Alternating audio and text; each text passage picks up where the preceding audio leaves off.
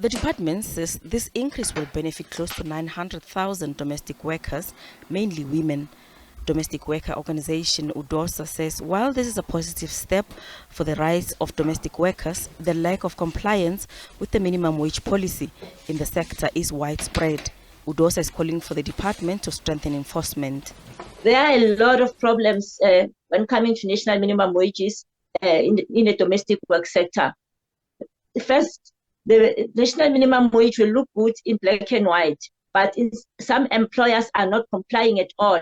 And because they are not bothered by anyone who's knocking at the doors and ask if you are complying, we are asking the Department of Labor to implement the national minimum wage and to enforce those employers who are not complying, because we know that many of them are not complying. There are beautiful laws that are covering domestic workers, but there's non-compliance because they are working as individuals, they are scattered, and the employers are not bothered by anyone. They are doing as they are pleased in their properties. The Socioeconomic Rights Institute of South Africa says in these difficult economic conditions, with the economy still recovering from the COVID-19 pandemic, households should rather limit the hours worked by domestic workers instead of underpaying them. This will allow them to find additional jobs.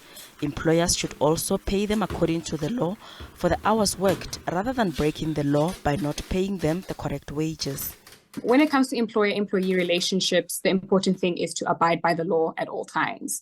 And so from the perspective of a household where one person can no longer afford what they used to be able to afford, they need to then begin to consider alternatives. One alternative really is to cut down those hours. So I think that, you know, if you had a domestic worker who was full-time, one consideration is cutting back those hours so that they're able to, you know, find another job that would possibly be able to supplement their income and replace the one that had been taken away. But what we're seeing more is just, you know, a very sort of the attitude that says, this is what I can afford, take it or leave it.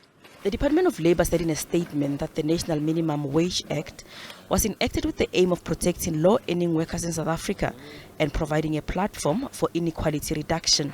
Gloria Sefako, SABC News, Johannesburg.